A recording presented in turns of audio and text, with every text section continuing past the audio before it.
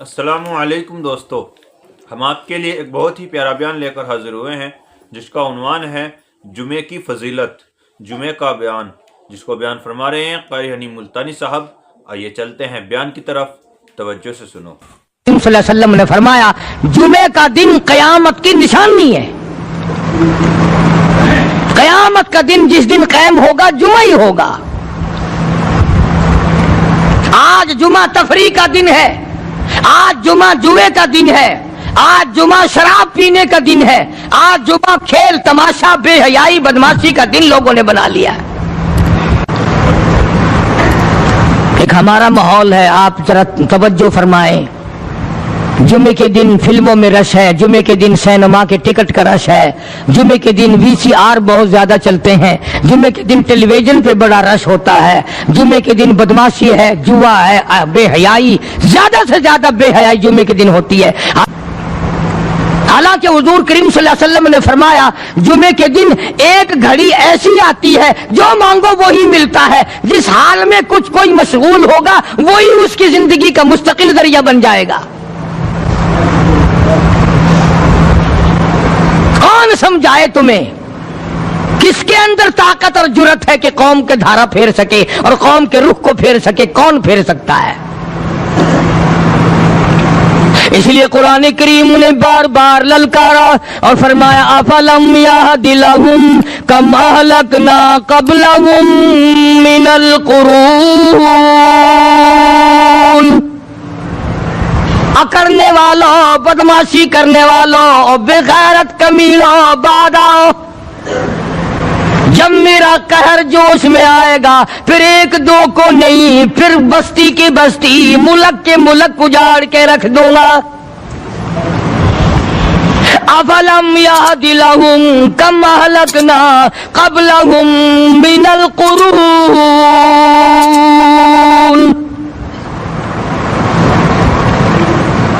میں نے قرن کے قرن اجاڑ دیے، میں نے روئے زمین کے مالک اجاڑ دیے، میں نے ملکوں کے بادشاہ اجاڑ دیے، میں نے وزیر اعظم اجاڑ دیے، میں نے گورنروں سے بھیک کے ٹکڑے منگوا دیے۔ میں وہ خدا ہوں وتعز من تشاء وتذل من تشاء بیدک الخیر انک علی کل شیء قدیر۔ سارا نظام میرے ہاتھ میں ہے۔ تبارک الذی بیدہ الملک، برکتیں میرے پاس ہے، رحمتیں میرے پاس ہے، خیر میرے پاس ہے، بھلائی میرے پاس ہے، سلامتی کے خزانے میرے پاس ہے، امن کے خزانے میرے پاس ہے۔ وہو علی بیدہ الملک، ملک میں راج میرا، وہو علی کل شیء قدیر۔ ذرے ذرے پہ قبضہ میرا، پتے پتے پہ قبضہ میرا، پہاڑ کی ایک ایک کنکر پہ قبضہ میرا، سمندر کے قطرے قطرے پہ قبضہ میرا۔ تو ہوتا کون ہے اکڑ کرنے والا؟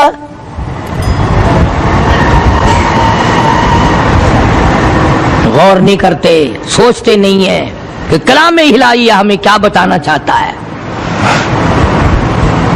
جناب عثمان رضی اللہ تعالیٰ عنہ فرماتے ہیں اور لوگوں میں نے ساری زندگی گزار دی، اسلام کے بعد جس دن سے میں نے کلمہ پڑھا آخری دم تک کوئی جمعہ ایسا نہیں، کوئی جمعہ ایسا نہیں گزرا اللہ کے نام پر میں نے ایک غلام خرید کے آزاد نہ کیا ہو۔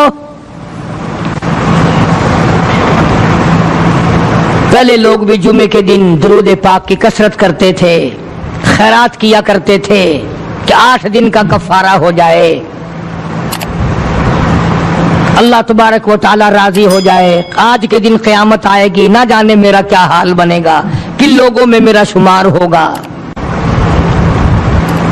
مدنی کریم صلی اللہ تعالی علیہ وسلم کا دربار لگا ہوا ہے، مجلس ہے آقا مدنی صلی اللہ علیہ وسلم کی۔ وہ کتنے مقدروں والے جوان تھے جو اپنے محبوب صلی اللہ علیہ وسلم کی مجلس میں بیٹھتے تھے، وہ کتنے خوش بخت اور خوش نصیبے والے لوگ تھے جو اپنے آقا کے سامنے بیٹھتے تھے۔ حضور کریم صلی اللہ علیہ وسلم نے فرمایا مجھے 3 چیزوں سے بڑی محبت ہے، 3 چیزیں بڑی پیاری لگتی ہیں، 3 چیزیں دنیا میں بڑی مرغوب ہیں مجھے۔ فرمایا 1 نماز میری آنکھوں کی ٹھنڈک ہے۔ سرکار کی پسندیدہ بات سنو، فرمایا نماز میری آنکھوں کی ٹھنڈک ہے۔ جو نماز پڑھتا ہے وہ میری آنکھوں کو ٹھنڈا کرتا ہے، جو نماز نہیں پڑھتا کیا مطلب؟ وہ مجھے رنج دیتا ہے۔ اور جامع ترمذی میں ایک حدیث موجود ہے، ارشاد ہے حضور کریم سب کہہ دو صلی اللہ علیہ وسلم کا، فرمایا کہ ہر پیر کے دن، ہر جمعرات کے دن ہر امتی کا نامہ اعمال میرے سامنے پیش کیا جاتا ہے۔ ہر امتی کا اعمال نامہ سرکار کے سامنے کر دیا جاتا ہے، تیرے فلاں امتی کا یہ عمل ہے۔ ذرا مسجد میں بیٹھے ہو، قبلے کی طرف منہ کیے بیٹھے ہو، لوگوں سوچو تو صحیح ہمارے اعمال نامے دیکھ کر آقا کو کتنا رنج ہوتا ہوگا، ہمارے کردار دیکھ کر، ہماری روسیائی کو دیکھ کر آقا کو کتنا رنج پہنچتا ہوگا صلی اللہ علیہ وسلم۔ ارے ہم نے حضور کی ذات اقدس کو رنج پہنچایا، پریشانی پہنچائی، تکلیف پہنچائی، پرواہ نہیں کرتے نمازوں کی، نوجوان بھی بوڑھے بھی حج کر کے بھی نماز پڑھتے لوگ، اور اب تو ویسے بھی دانا بینا لوگ ہیں۔ تو آپ نے ارشاد فرمایا کہ میری آنکھوں کی ٹھنڈک نماز میں ہے۔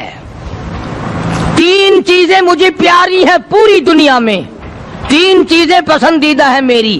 سب سے پہلی فرمایا نماز میری آنکھوں کی ٹھنڈک ہے، قرۃ عینی فی الصلاۃ او کما قال النبی صلی اللہ علیہ وسلم۔ فرمایا جس آدمی، جس امتی کا یہ دل کرے کہ میں نبی کی آنکھ ٹھنڈی ہو، اسے چاہیے کہ نماز پابندی سے پڑھے۔ دوسرا فرمایا وفادار عورت مجھے بڑی پسند ہے۔ حضور کریم صلی اللہ علیہ وسلم نے فرمایا وفادار عورت، ہائے ہائے ہماری ماؤں سے زیادہ وفادار کون ہوں گی؟ جناب عائشہ صدیقہ رضی اللہ تعالیٰ عنہ فرماتی ہیں کالی کملی والے کے گھر میں 3 مہینے چولہے میں آگ نہیں جلتی تھی۔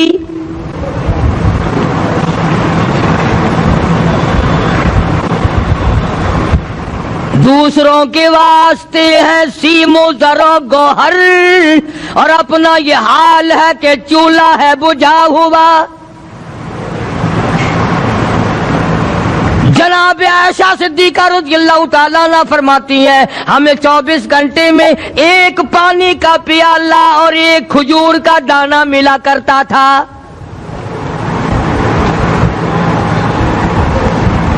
کبھی اپنی ماہوں کی خوراک تو دیکھو، خرچہ تو دیکھو، اور اگلی بات سنو تو حیران ہو جاؤ۔ جناب عائشہ صدیقہ رضی اللہ تعالیٰ عنہ فرماتی ہیں اس پیالے اور کھجور کی قدر بھی تب ہوئی جب وہ بھی نہ ملی۔ پیسوں کو برباد کرنے والوں، بے قدری کرنے والوں، ذرا سوچو تو صحیح کہ کیا گھر ہے محمد عربی سب کہہ دو صلی اللہ علیہ وسلم کا۔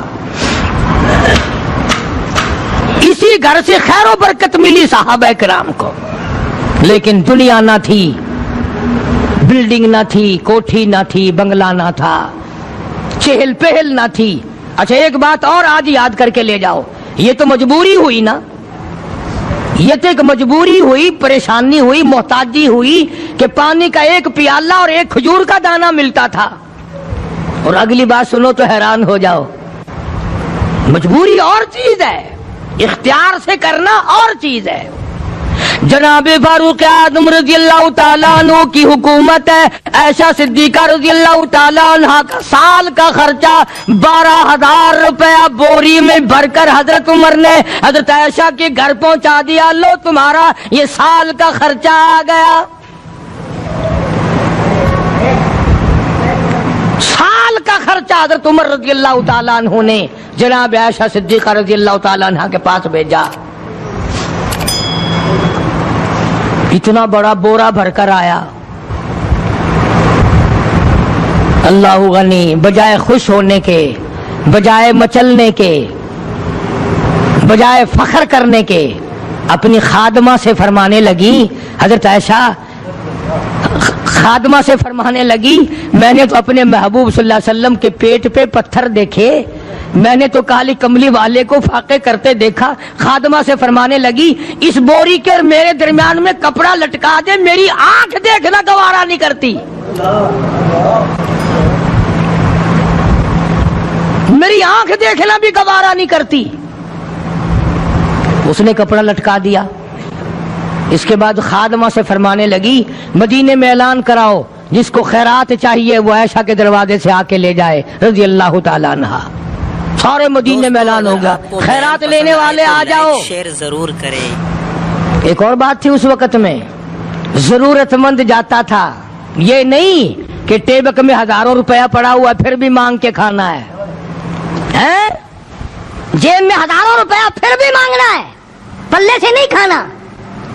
کہ جتنے بھیک مانگے ہیں نا، بھیک مانگنے والے، 1 کروڑ روپیہ دے دو انشاءاللہ شام کو پھر بھی مانگے گا، اس کے مقدر میں بھیک مانگنا ہے۔ اسے فرمانے لگی کچھ نہیں ہے، وہ خادمہ کہنے لگی کچھ نہیں ہے۔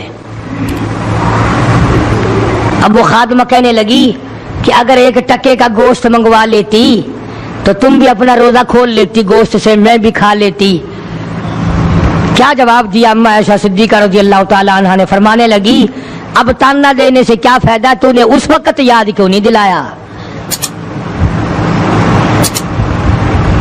اس لیے میں نے یہ واقعہ سنا دیا کہ پہلی بات سن کر کے تو آپ لوگوں کے دل میں بھی یہ بات آئی ہے نا کہ جی مجبوری ہے، چوری تو وہ کرنے سے رہی بیچاری، پریشانی جو ہوئی، غربت جو ہوئی، تنگی جو ہوئی، چلو پانی کا پیالے پہ گزر کیا۔ اور نہیں، یہ حضرات اختیاری بھی فاقہ کرتے تھے۔ اب 12,000 آیا اور افطار کرنے کے لیے چھچوا رہے، کھجور بھی نہیں۔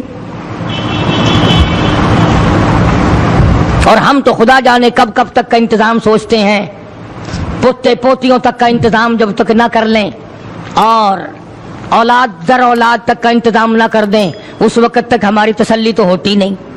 اسی کو مجذوب نے بڑے عجیب طریقے سے سمجھایا، کہتا ہے کہ آنے والی کس سے ٹالی جائے گی، آنے والی کس سے ٹالی جائے گی، اور جان ٹھہری جانے والی جائے گی، روح رگ رگ سے نکالی جائے گی، تجھ پہ ایک دن خاک ڈالی جائے گی، تیرے رشتہ دار عزیز اقربا دھڑا دھڑ مٹی پھینک کے ایسے آئیں گے گویا تجھے پہچانتے بھی نہیں۔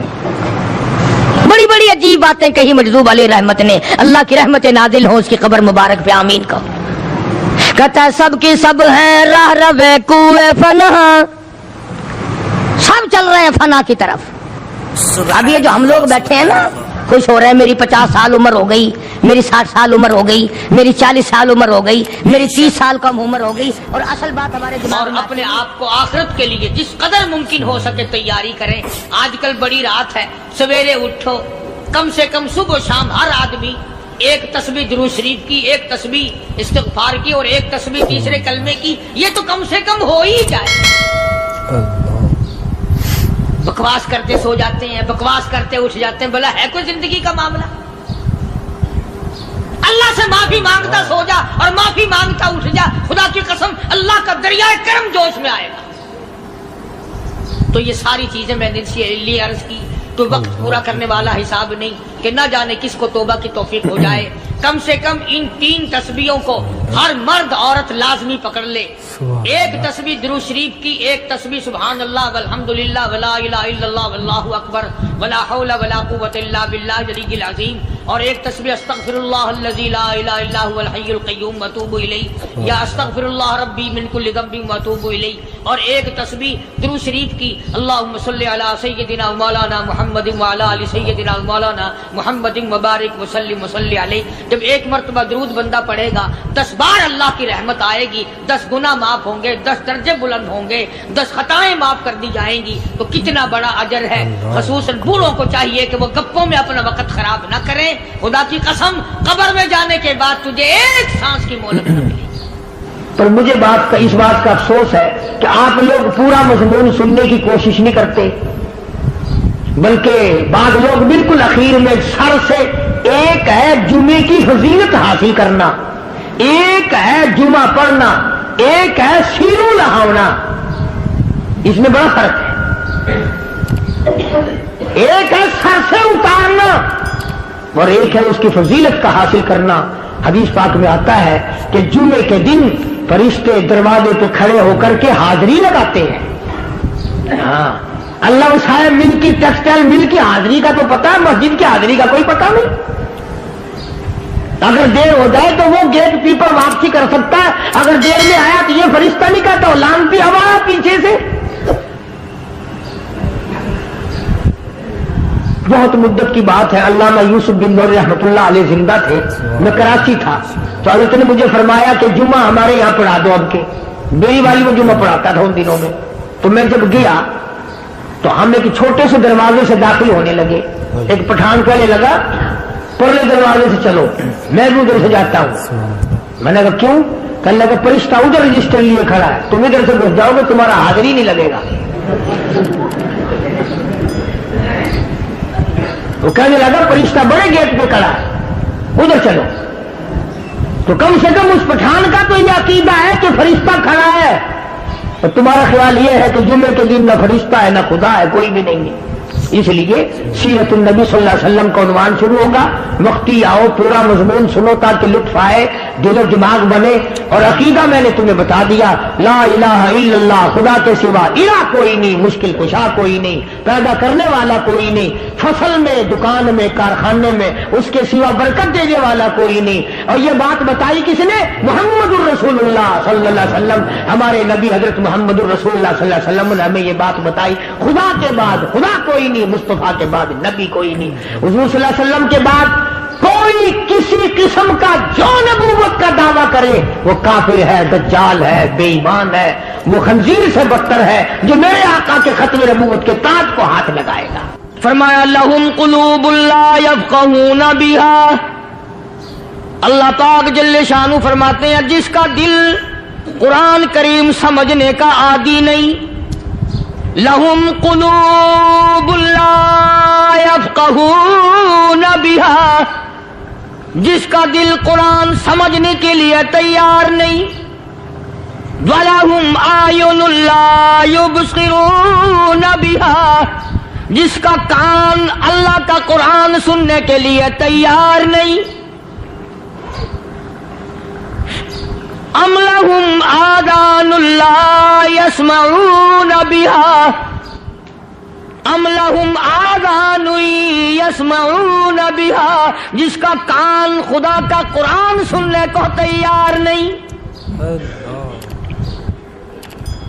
خدائی فیصلہ سنو، اللہ کے قرآن کا فیصلہ سنو، اللہ کے کلام کا فیصلہ سنو۔ جس کا کان میرا کلام سننے کے لیے تیار نہیں، جس کو میرا قرآن سن کے مزہ نہیں آتا، جس کو میرا کلام سن کے حلاوت نہیں آتی، جس کو میرا کلام سن کے لذت نہیں آتی، جس کی روح تازی نہیں ہوتی، جس کو لطف نہیں آتا، جس کو کیف نہیں آتا، جس کو سرور نہیں آتا، جو میرا قرآن سننے کو تیار نہیں، جو میرا قرآن آنکھوں سے دیکھنے کو تیار نہیں، جو میرا قرآن سننے سمجھنے کے لیے تیار نہیں، آؤ پھر خدائی فیصلہ سنو۔ فرمایا اولئک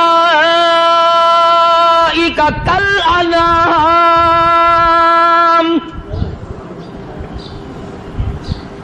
میرا فیصلہ نہیں، کسی پارٹی کا فیصلہ نہیں، کسی فرقے کا نہیں، کسی طبقے کا نہیں، کسی جماعت کا نہیں۔ فرمایا اولئک الانعام، پیدا کرنے والا مالک و خالق کہتا ہے مجھے اپنی کبریائی کی قسم یہ سارے جانور ہیں،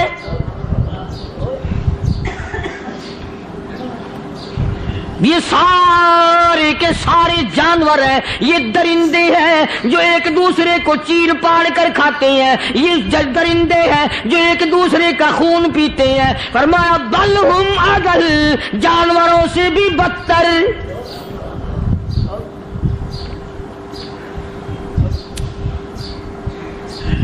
جس کے دل میں قرآن سن کر ترس نہیں، جس دل میں رحم نہیں، اپنے سے کمزور دیکھ کر جس کے دل میں شفقت نہیں، مہربانی کا مادہ نہیں، فرمایا وہ کوئی بندہ ہے، وہ تو جانور ہے. اور خدا قسم میں آ گیا، فرمایا بل ہم اضل، اس سے بھی بدتر. اللہ والے جو ہیں وہ ان خصلتوں کو دور کراتے ہیں، اور وہ آدمی کے مزاج اور دل میں سے ایسی چیزیں نکالتے ہیں جو اس کی بربادی کا ذریعہ بنتا ہے. دل کی بیماریوں کا کسی کو فکر نہیں. بخار ہو جائے، آپ چڑھ جائے، آپ کو پتہ چل جاتا ہے. نزلہ ہو جائے، آپ کو پتہ چل جاتا ہے. کھانسی ہو جائے، پتہ چل جاتا ہے. دل کی بیماریوں کا کیا پتہ چلے؟ صحابہ کرام رضوان اللہ تعالی علیہم اجمعین کی جماعت کے اللہ پاک کے محبوب حضرت محمد الرسول اللہ صلی اللہ تعالی علیہ وسلم نے دلوں کی صفائی کی. پہلے لوگ جھونپڑیوں میں، کچے کوٹھوں میں رہتے تھے، نہ اتنی صفائی تھی، نہ اتنی ترقی تھی. آج برتنوں کی صفائی دیکھو، کپڑوں کی صفائی دیکھو، مکان کی صفائی دیکھو، رات دن بس اسی دھندے میں لگے ہوئے. سارا دن برتن دھونے سے فرصت نہیں، سارا دن کپڑوں کے بناؤ اور سنوار میں فرصت نہیں. تو اللہ والے ایسے موقع پر بڑی عجیب بات کہتے ہیں. وہی مجذوب ہے، مجذوب علی رحمت کہتے ہیں بظاہر تو ہر شے میں بے حد صفائی، بظاہر تو ہر شے میں بے حد صفائی، مگر دل میں ہے گندگی انتہائی. بظاہر تو ہر شے میں چہرے کی صفائی، بدن کی صفائی، نہ جانے کتنی قسم کا صابن ہے، نہ جانے کتنی قسم کے پاؤڈر ہے، نہ جانے کتنی قسم کے شیمپو ہیں، نہ جانے کتنی قسم کے کپڑے ہیں، کیا چال ڈھال ہے، کیا نئے نئے ڈیزائن ہے. مجذوب کہتا سب کچھ دیکھ لیا، بظاہر تو ہر شے میں بے حد صفائی، مگر دل میں ہے گندگی انتہائی. جس یار کی بیٹھک میں بیٹھ کے کھانا کھایا، جس رشتہ دار کی بیٹھک میں بیٹھ کے کھانا کھایا، اسی کی بہن کو دیکھ کر آبرو پہ ڈاکہ ڈالنے کا پروگرام ہے. جس دوست کے گھر میں بیٹھ کے کھانا کھایا، اسی دوست کی بیوی کی عزت لوٹنے کا پروگرام ہے.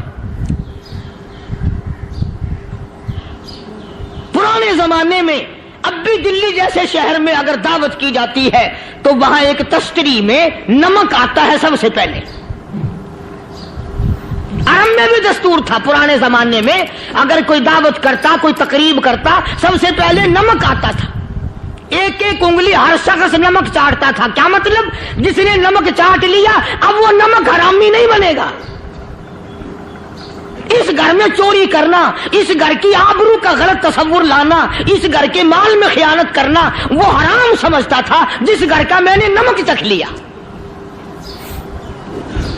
اور مسلمانوں کی بات نہیں، ہندوؤں کی بھی یہ باتیں تھی.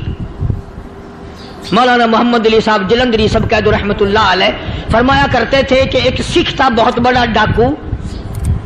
مسلمان اور ہندو مل کر اس کو ساتھ ملا کر کے لے گئے کہ یہاں اس گاؤں میں، اس پنڈ میں ڈاکہ ڈالے. سفر کر کے گئے، تکلیف اٹھا کے گئے. اس سکھ ڈاکو نے پوچھ لیا کہ یہ کون سا گاؤں ہے کہ یہ فلانا ہے. اچھا سارے کے سارے یہ تلاش کرو، یہ سوچ بچار کرو، اپنے پنڈ کی، اپنے علاقے کی، کسی مسلمان کی، کسی ہندو کی، کسی سکھ کی، کسی چوڑے چمار کی اس گاؤں میں لڑکی تو نہیں؟ ہمارے یہاں سے کوئی لڑکی تو شادی ہو کے یہاں نہیں آئی ہوئی. ان ساروں میں سے کہنے لگا کہ ہمارے بھنگی کی لڑکی جمادار کی یہاں آئی ہوئی ہے. کہنے لگا واپس چلو، بیٹی بیٹی ہے، چاہے بھنگی کی ہو یا نواب کی ہو. ارے کل بیٹی کا ڈولا دیا تھا، آج ڈاکہ ڈالیں گے، شرم نہیں آئے گی؟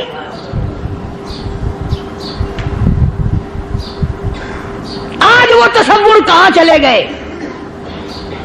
اور ہم سب روتے پھرتے ہیں، سکون نہیں، سکون نہیں، اطمینان نہیں. ارے اطمینان آئے گا کیسے؟ ہمارے دل بے ایمان ہے، نیتیں خراب ہے، آئے گا کہاں سے؟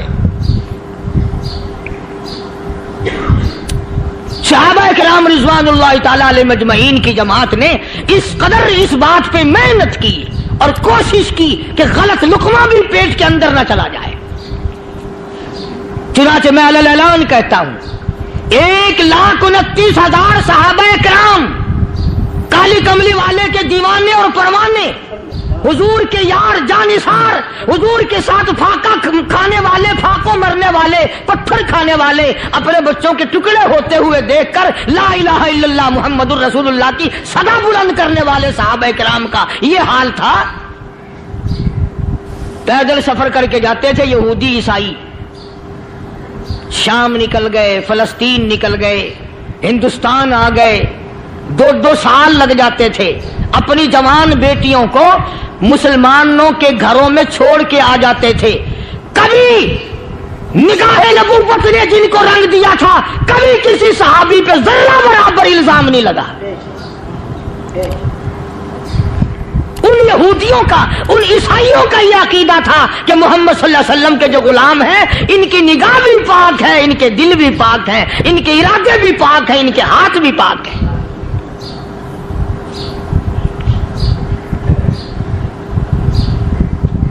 مصر کے گورنر نے، مصر کے جنرل کرنل نے خط لکھا سیدنا فاروق اعظم رضی اللہ تعالی عنہ کی خدمت میں، دور خلافت ہے حضرت فاروق اعظم کا۔ کیا خط لکھا کہ حضور مجھے کافی وقت گزر گیا ہے اور فلاں علاقے میں آپ کے حکم سے ہم نے جانا ہے اور راستہ صرف ایک ہے اور اس راستے میں جال بچھا دیا گیا، اب مجھے مشورہ دیں میں کیا کروں، حکم دیں مجھے۔ جال کیا بچھا دیا گیا کہ ہمیں پتہ چل گیا ہے عیسائیوں نے پروگرام بنایا، سینکڑوں لڑکیاں تلاش کر کر کے بڑی خوبصورت حسینہ اکٹھی کی ہیں، ان کو گانے بجانے کی ٹریننگ دی ہے، ان کو اچھی اچھی آوازوں والی لڑکیاں ڈھونڈ کے لائے ہیں، اور انہوں نے یہ پروگرام بنایا کہ جب مسلمانوں کی فوج اس گلی سے گزرے گی ان کوٹھوں کے اوپر چڑھ کے گانا بجانا کریں گے تاکہ ان کے دل میں بدماشی آئے اور ان کا بیڑا غرق ہو۔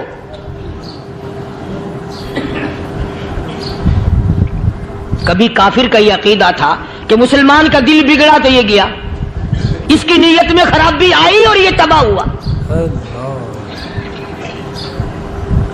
جناب فاروق اعظم رضی اللہ تعالیٰ عنہ نے اسے یہ خط نہیں لکھا کہ تو قرآن پڑھا کر، تو نفل پڑھا کر۔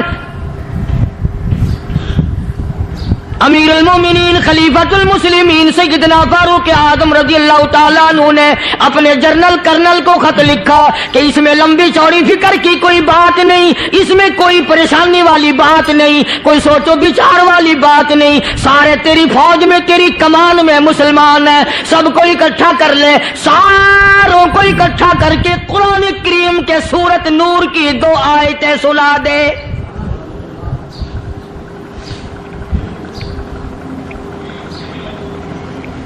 یہ بھی نہیں فرمایا کہ سزا سناؤ، اتنے کوڑے لگیں گے، جو خلاف کرے گا یوں قید ہوگی، یہ کورٹ مارشل کر دیا جائے گا، کچھ نہیں۔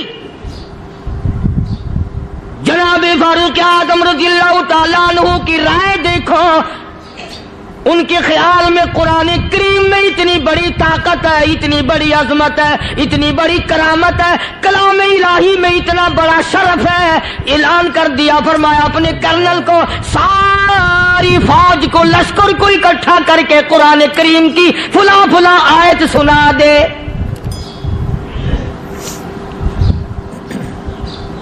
اور اس کے بعد بے دھڑک فوج کو، لشکر کو اسی راستے سے گزار کے لے جا، بے دھڑک لے جا۔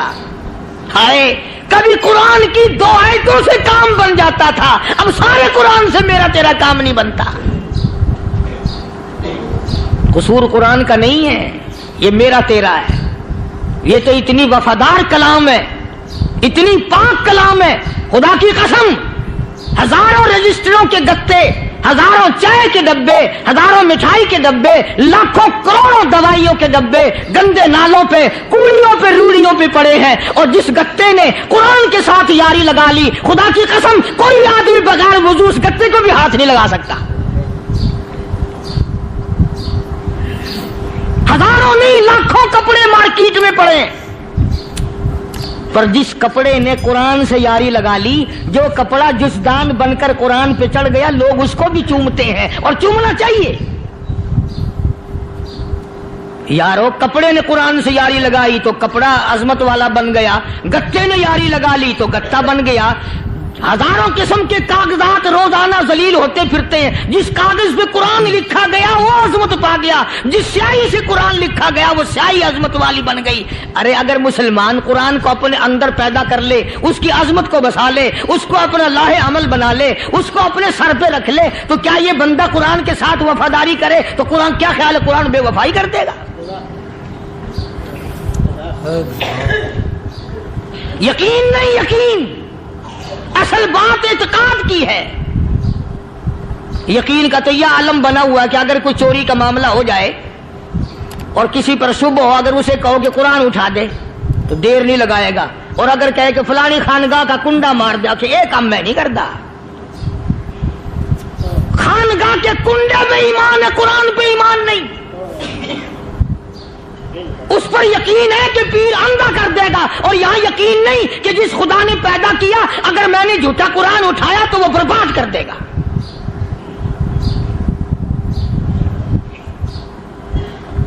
عجیب عجیب لوگ ہیں. چنانچہ مصر کے کرنل نے, مصر کے جنرل نے ساری فوج کو اکٹھا کر لیا. اس نے بھی یہ بات تو نہیں کہی کہ فاروق اعظم کو دوبارہ خط لکھتا کہ حضرت یہ تو 2 آیتیں آپ نے لکھی, یہ تو سارا قرآن روز پڑھتے ہیں, پر بنے گا کیا؟ جیسے فاروق اعظم کا یقین تھا, فاروق اعظم کی فوج کے کرنل کا بھی یقین ہے, فاروق اعظم کے فوج کے جنرل کا بھی یقین ہے. اس نے ساری فوج کو اکٹھا کیا, لشکر کو جمع کیا, اور اس کے بعد کہنے لگا قل للمؤمنین یغضوا من ابصارکم وَيَحْفَظُوا فُرُوجَهُمْ ذَلِكَ أَزْكَىٰ لَهُمْ إِنَّ اللَّهَ خَبِيرٌ بِمَا يَصْنَعُونَ. او لوگوں, خدا تمہیں کہتا ہے اپنی آنکھوں کی حفاظت کرو. اگر تمہاری نظریں غلط جگہ پڑی, اپنی عزت کی حفاظت کرو, اپنی آبرو کی حفاظت کرو. اگر غلط نظریں پڑی, غلط استعمال ہوئی, ان اللہ خبیر بما یصنعون. اللہ پاک تمہاری ساتھ ساتھ ہے, وہ ہر چیز کو دیکھتا جائے گا, وہ ہر چیز تمہاری دیکھے گا.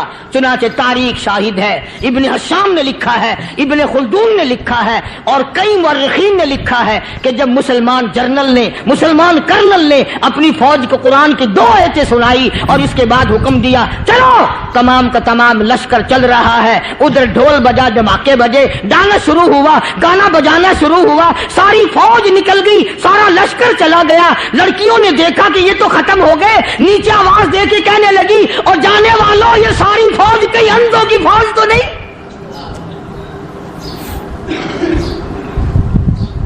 یہ حسن کا نظارہ اور یہ ڈانس اور یہ آواز, ہم ناچ ناچ کے تھک گئی, کوئی سر نہیں اٹھاتا.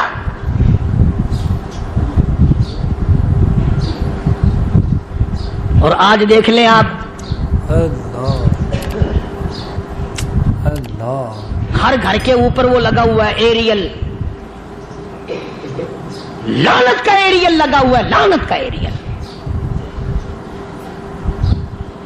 حاجیو تم کیا کہتے ہو کہ ہمارے گھر کا اس میں کیا بگڑے گا؟ خدا کی قسم وہ بگڑتا ہے, وہ دیمک لگتی ہے, وہ تباہی پھرتی ہے, تمہیں پتہ بھی نہیں چلتا. تم نے کیا سوچ رکھا ہے؟ مسلمان کرنل کے حکم پہ ساری فوج نکل گئی. ناچنے والی گانے والی لڑکیاں عیسائیوں کی حیران ہیں. کیا ہوا؟ لاکھوں کی تعداد میں فوج گزر گئی, کوئی نگاہ اٹھا کے نہیں دیکھتا. ایک مسلمان سپاہی گزرتا گزرتا نیچی نظریں کیے کیے کہنے لگا سر کیسے اٹھائے, نگاہ کیسے کوئی اٹھائے گا؟ یہ سارے کے سارے اللہ کا قرآن سن کر آئے ہیں.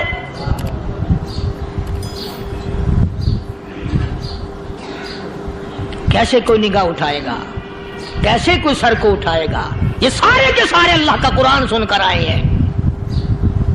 ان کا عمل ہوا نا قرآن پہ, ان کے عمل کا کتنا بڑا اثر پڑا۔ مورخین نے لکھا، ابن ہشام لکھتا ہے عیسائی لڑکیوں نے چھلانگیں لگا دی، کوٹھی سے نیچے آ گئی، کہنے لگی عام مسلمانوں وہ قرآن ہمیں بھی سنا کے جاؤ جس میں اتنی اسپرٹ ہے، اتنی طاقت ہے، جو حسن کے نظارے سے روک دے، جو گانے بجانے سے روک دے۔ یہ تو آدمی کے دل کا سکون ہے، نہ گانا سنتے ہو نہ حسن کا نظارہ کرتے ہو، جاتے والے یوں نہ جاؤ، ہمیں بھی وہ قرآن سنا کے جاؤ۔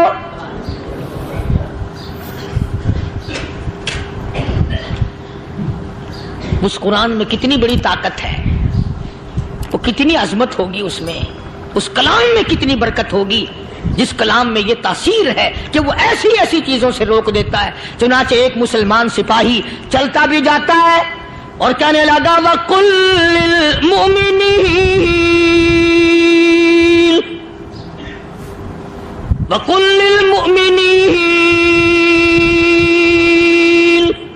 قرآن کی آیت پڑھ کے سنائی۔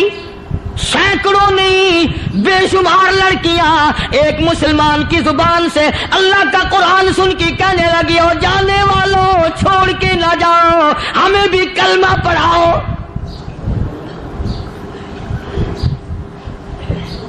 جتنی بھی وہ ناچنے گانے والی تھی تمام کی تمام کلمہ پڑھ کر مسلمان بن گئی، اور مورخین نے لکھا ہے آخری دم تک قرآن کی شیدائی اور دیوانی بن کے گزری ہے۔ پھر وہ لڑکیاں جو رات دن حسن و جمال کا پیکر بنی رہتی تھی، علماء نے لکھا ہے جب موت آئی ایک ایک کے بدن میں کپڑے لباس میں موت آئی تو 50-50 ٹاکی لگی ہوئی تھی۔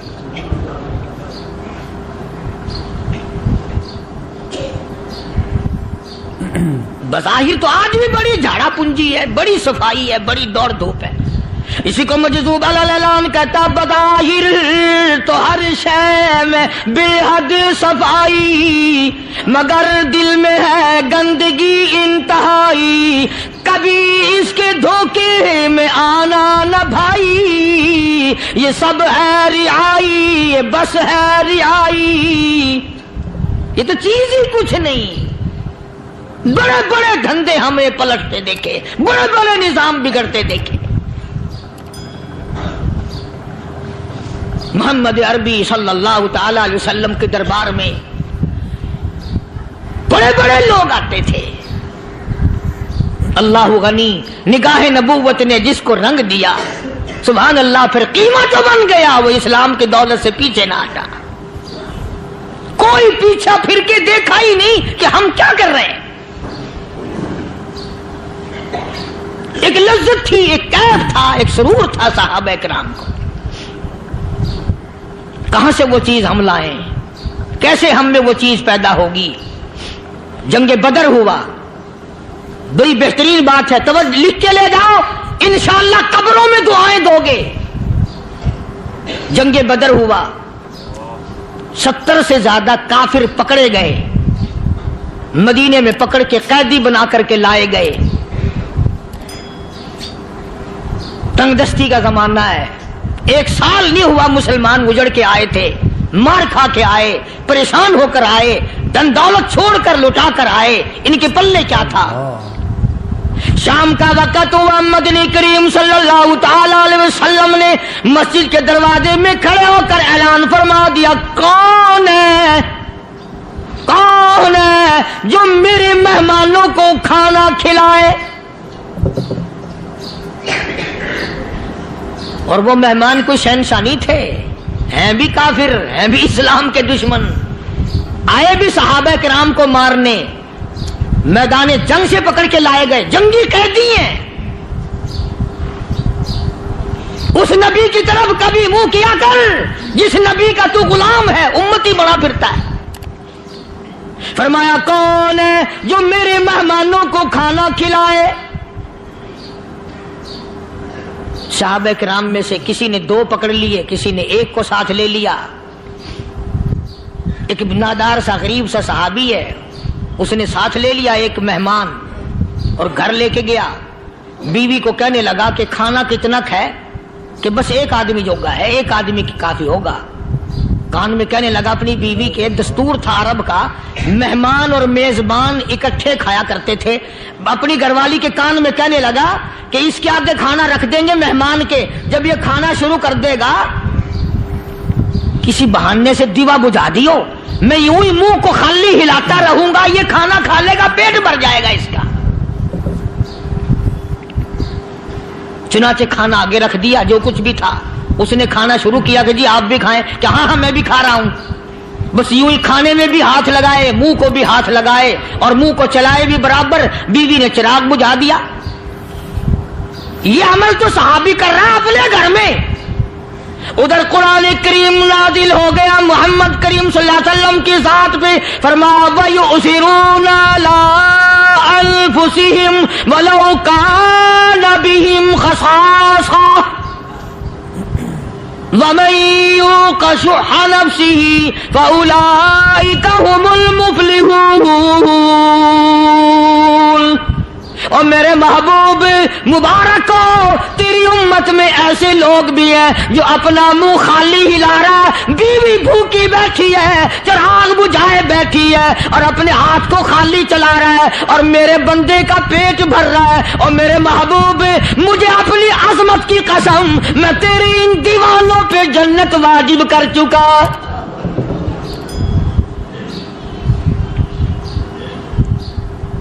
اب حضور صلی اللہ علیہ وسلم نے تو ان کو نہیں سکھایا تھا کہ تو جا کے ایسا کرنا، قدرتی مزاج ایسا بنا دیا تھا۔ ایک اور موقع آیا مدینے پاک میں، جنگی قیدی اور جگہ سے اسی طرح سے آئے، ایک صحابی ایک اور آدمی کو، جنگی قیدی کو کافر میں گھر لے گیا۔ بیوی کہنے لگی کہ ایک ہی آدمی کا کھانا ہے بس، انہوں نے کہا اس کو دے دو۔ وہ کافر جنگی قیدی کہنے لگا جی آپ بھی کھائیں، کہنے لگا بھی بات ہے صاف، ایک آدمی کا کھانا ہے، تو کھانا کھا، میں درخت کے پتے چبا لیتا ہوں۔ وہ کہنے لگا میں کھاؤں گا پتے، انہوں نے کہا تو رئیس آدمی ہے مکے کا، میں پرانا غریب ہوں، مجھے پتے چبانے کی عادت ہے، تیرے پیٹ میں درد نہ ہو جائے، میں عادی ہوں پتے چبانے کا۔ اس نے پتے چبا لیے، کافر مسافر اور مہمان جو تھا جنگی قیدی اس کو کھانا کھلا دیا۔ دوسرے دن پھر ایسی نوبت آئی، اس نے کہا آپ بھی میرے ساتھ کھانا کھائیں گے؟ کہ نہیں بھائی تو کھا، میں پتے چبانے کا عادی ہوں۔ 2 دن تو اس کافر نے کھانا کھا لیا، اور جب تیسرے دن اس کے آگے کھانا آیا، انہوں نے کہا بھائی تو ہی کھا، بس اتنا ہی کھانا ہے، میں تو میاں بیوی ہم تو پتے چبا لیں گے۔ اور کہنے لگا مدینے والوں تم خود پتے چباتے ہو، دشمنوں کو کھانا کھلاتے ہو، آج میری بھی ایک شرط ہے، پہلے کلمہ پڑھا پھر کھانا کھلا۔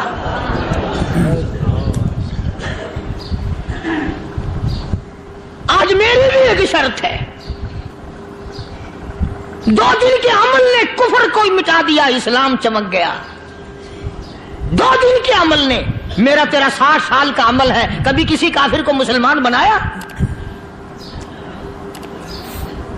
الٹے ہی کام، ہر غلط، ہر معاملہ الٹا ہی ہے، ہر آدمی بیزار ہوتا ہے، یار دین تو کچھ نہیں، یار اسلام کچھ نہیں، یارو ایمان کچھ نہیں۔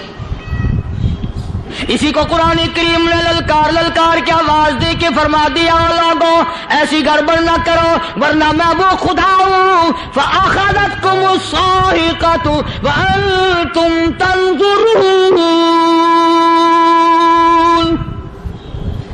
جبریل امین نے ایک چیخ ماری، ساری قوم کے جگر پھٹ گئے۔ میں وہ خدا ہوں، لا تركضوا وارجعوا إلى ما أترفتم فيه ومساكنكم لعلكم تسألون۔ لوگ مکان چھوڑ کے بھاگتے ہیں، ماحول چھوڑ کر بھاگتے ہیں، معاشرہ چھوڑ کر کے بھاگتے ہیں۔ خدا کہتا آؤ جن مکانوں پہ تمہیں ناز تھا وہ یہ کھڑے بھاگ آ رہے ہو۔ اسی کو قرآن کریم کہتا ہے ان الذین قالوا ربنا اللہ ثم استقاموا وہ آدمی جس نے لا الہ الا اللہ محمد الرسول اللہ صلی اللہ علیہ وسلم پڑھا، اللہ کی توحید کا اقرار کر لیا، او میرے مالک تیرے سوا میرا کوئی مشکل کشا نہیں، حاجت روا نہیں، میرے دل کے بھید کو جاننے والا نہیں، میری بگڑی بنانے والا کوئی نہیں، اجڑوں کو بسانے والا کوئی نہیں، کھیتی کو آباد کرنے والا کوئی نہیں، ایک دانے سے سینکڑوں دانے بنانے والا تیرے سوا کوئی نہیں۔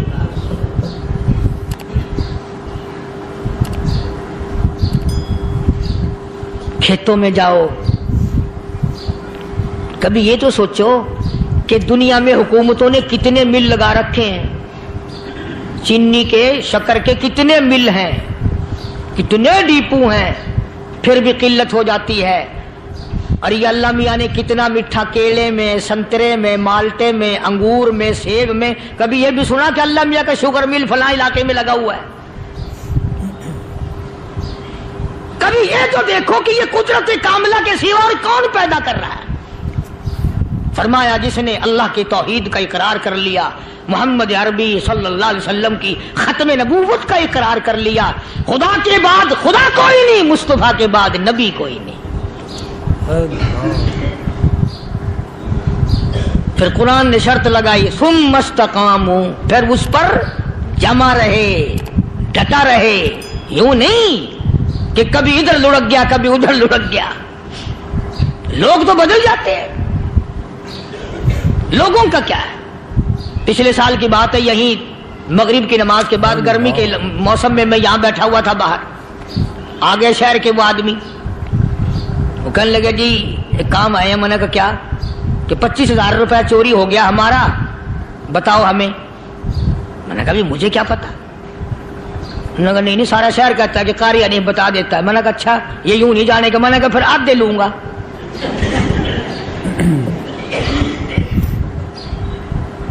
25,000 گم ہوئے ہیں نا، 12.5 میرے 12.5 تمہارے۔ کہنے ہیں دیکھو نا جی بال بچے چھوٹے چھوٹے غریب بچے ہیں جن کے وہ پیسے ہیں۔ میں نے کہا اچھا میں بادشاہ لگا ہوا ہوں؟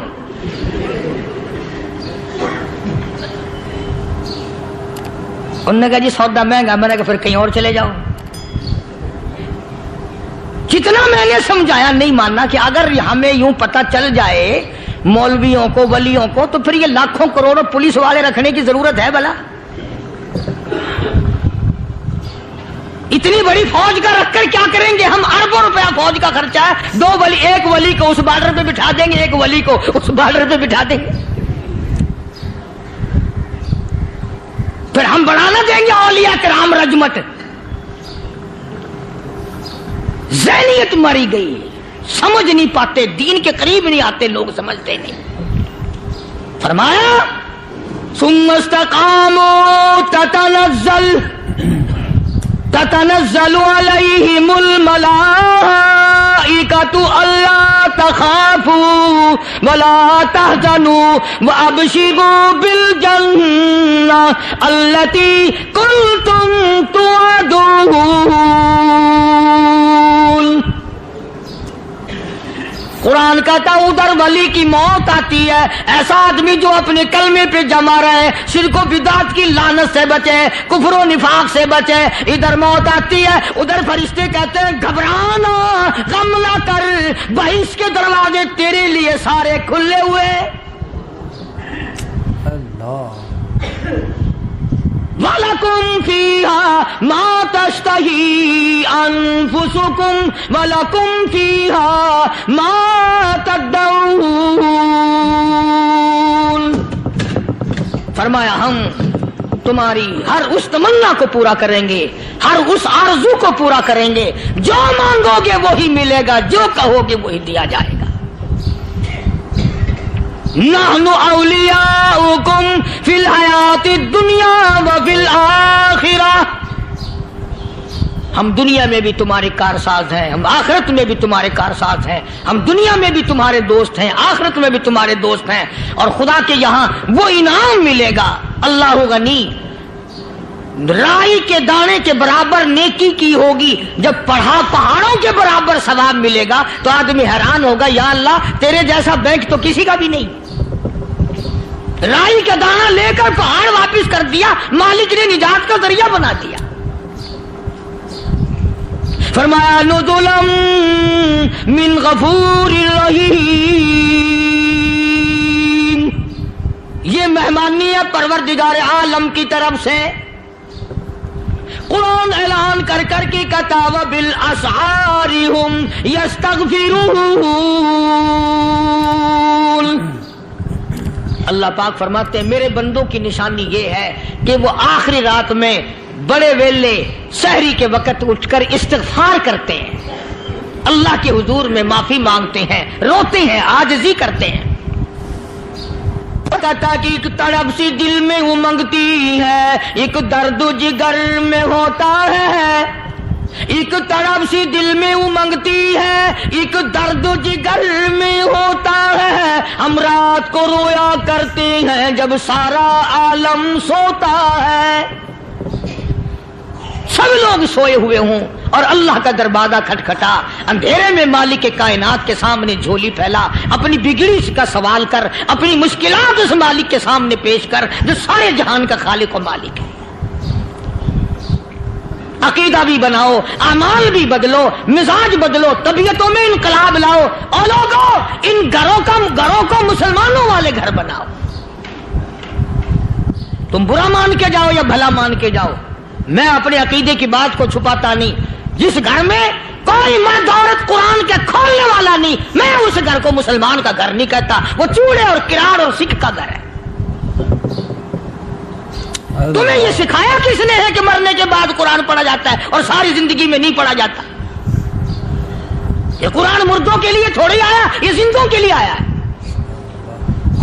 ماشاءاللہ ماشاءاللہ، سبحان اللہ سبحان اللہ۔ دوستو، اللہ تعالیٰ کا ارشاد ہے لوگوں تمہارے پاس تمہارے رب کی طرف سے ایک ایسی کتاب آئی ہے جو سراسر نصیحت اور دلوں کی بیماری کے لیے شفا ہے، اور اچھے کام کرنے والوں کے لیے اس قرآن میں رہنمائی اور عمل کرنے والے مومنین کے لیے رحمت کا ذریعہ ہے۔ آپ کہہ دیجئے کہ لوگوں کو اللہ تعالیٰ کے اس فضل و مہربانی یعنی قرآن کے اترنے پر خوش ہونا چاہیے۔ یہ قرآن اس دنیا سے ودرجہ بہتر ہے جس کو وہ جمع کر رہے ہیں۔ اللہ تعالیٰ نے اپنے رسول صلی اللہ علیہ وسلم سے ارشاد فرمایا، آپ فرما دیجئے کہ بلا شبہ اس قرآن کو روح القدس یعنی جبریل آپ کے رب کی طرف سے لائے ہیں تاکہ یہ قرآن ایمان والوں